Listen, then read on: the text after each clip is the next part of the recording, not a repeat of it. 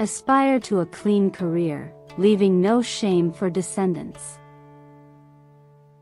Hello everyone. Welcome to Encountering Chinese Case Stories. Cases judged by Bao Gong. Today, I'm going to bring you a story called Jade Pivot Sutra.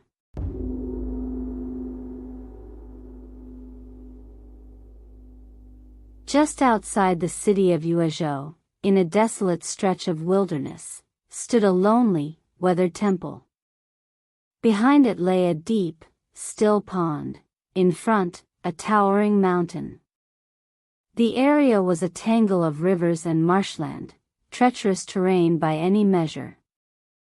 Waist-high yellow reeds and wild grasses spread as far as the eye could see, and ancient trees, thick and countless, blocked out much of the sun. This temple was home to a monstrous serpent. It hid inside the hollow of a dead tree, lying in wait for travelers to pass. When one came too close, it would lunge out and devour them whole. Over the years, no one knew how many lives it had claimed. The creature's body was as thick as a water barrel and stretched more than 10 meters long. Its tongue flashed like a sharpened blade, and its eyes gleamed as large as bronze bells. Locals feared it deeply, and even worshipped it. Anyone who passed that way would first offer a sacrifice, pigs, cattle, sheep, at the temple gates before daring to continue. Those who didn't would quickly regret it. The sky would darken without warning, black clouds churning overhead, fierce winds howling, rain lashing down, or a dense, blinding fog would roll in, hiding the road. Travelers would vanish without a trace, and no one could say whether they were dead or alive. Such things had been happening for many years. That year, Zheng Zongkong was appointed prefect of Yuezhou. Before he even reached the city, the clerks from the prefecture hurried out to meet him, bowing low and knocking their heads to the ground in greeting.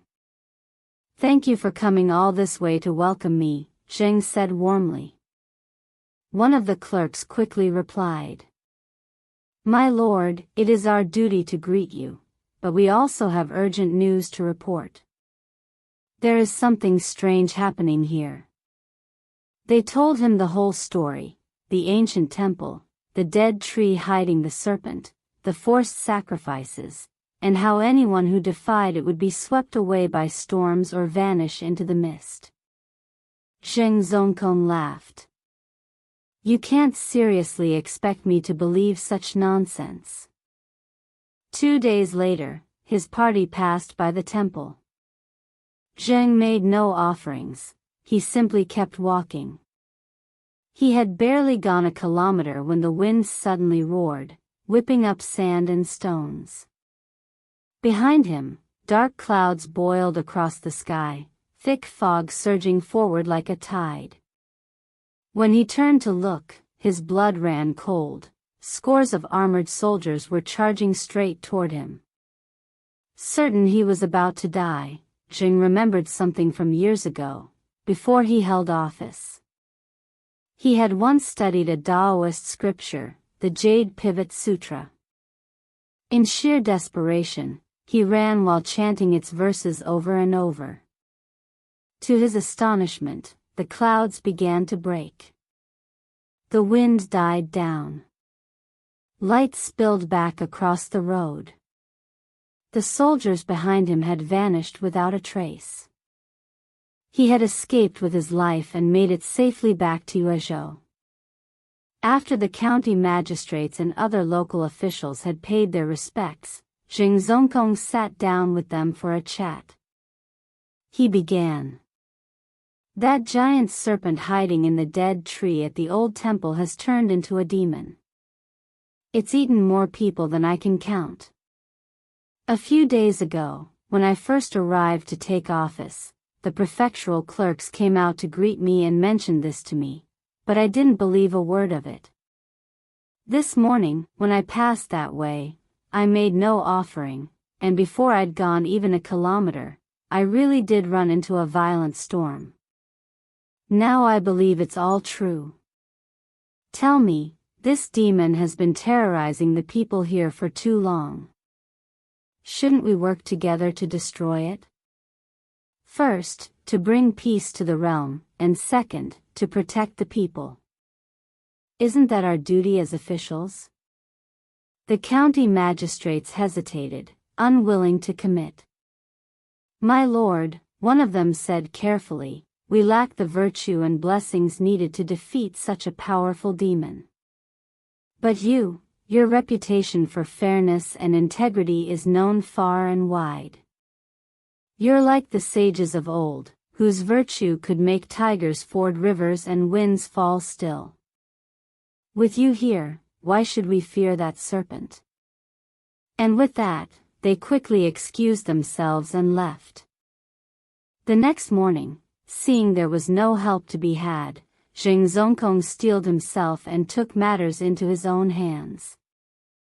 He issued an order: for the next 3 days, every man, woman, and child in the city was to observe a strict vegetarian fast and keep themselves pure.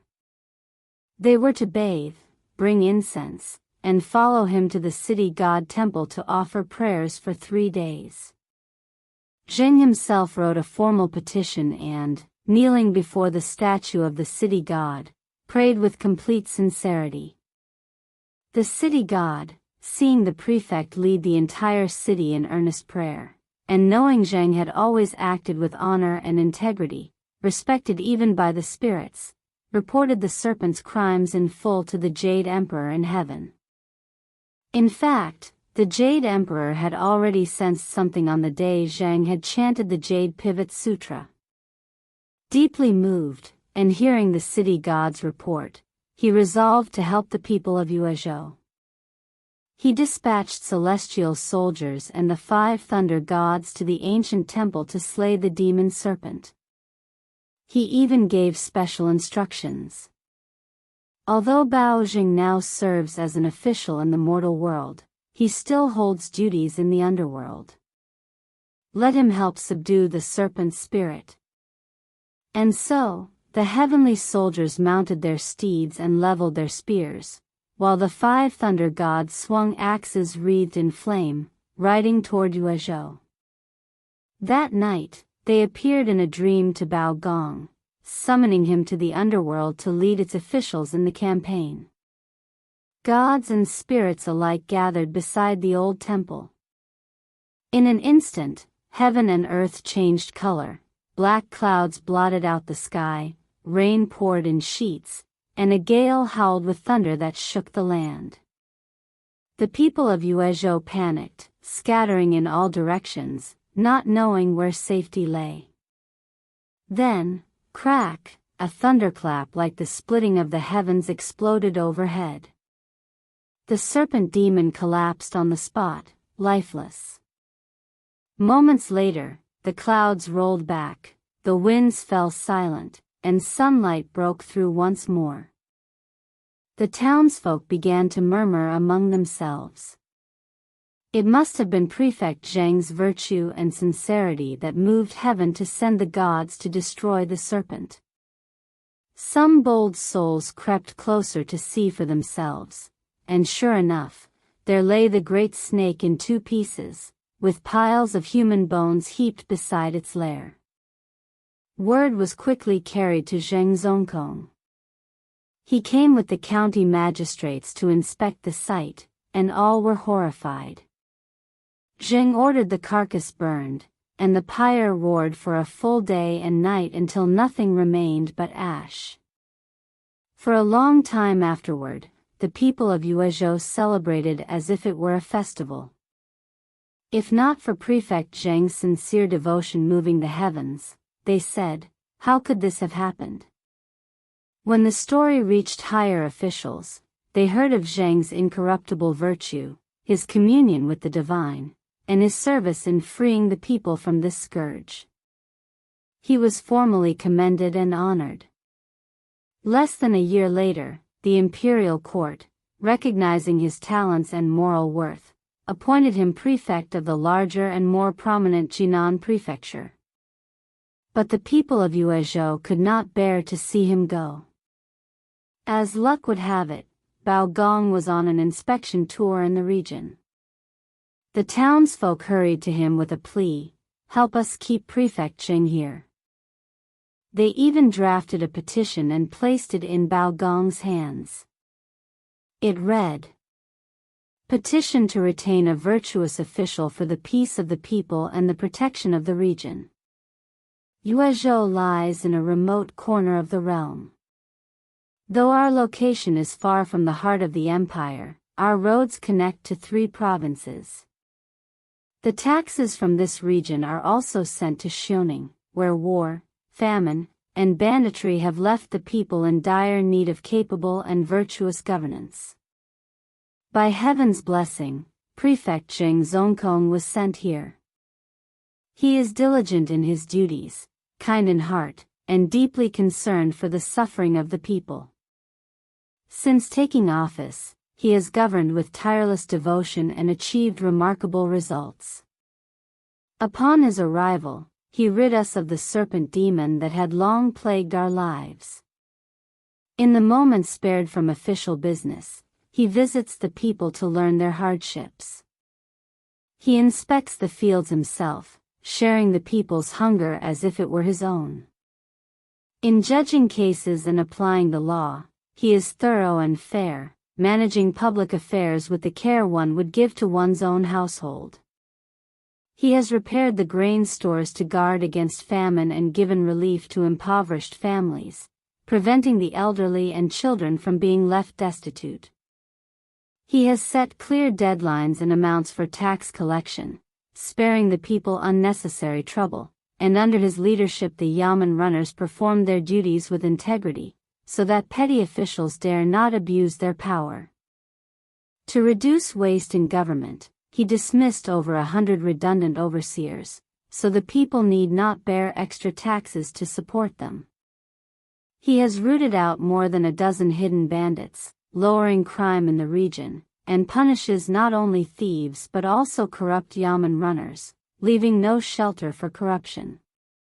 He has prohibited the wanton slaughter of draft oxen, regulated market prices, and corrected harmful customs, never once using these as an excuse to extort the people.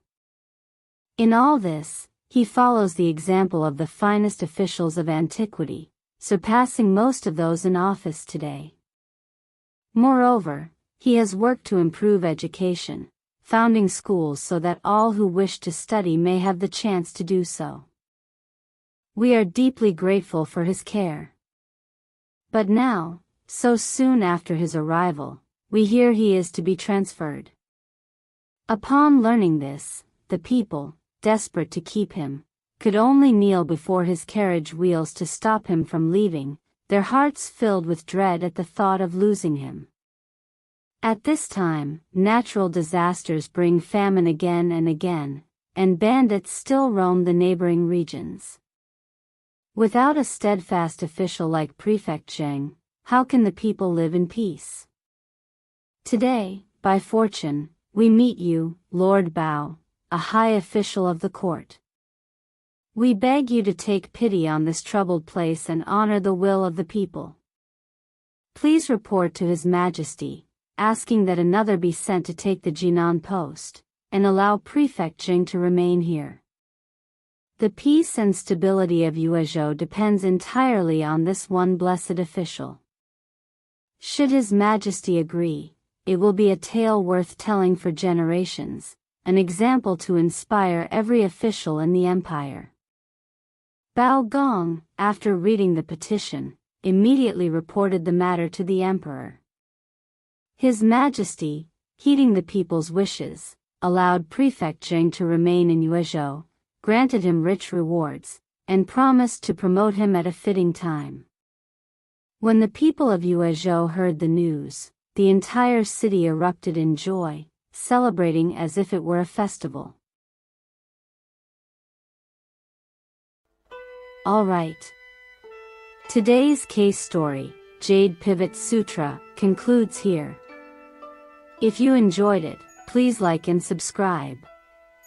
Please also encourage everyone to comment and share with others. See you again in the next issue.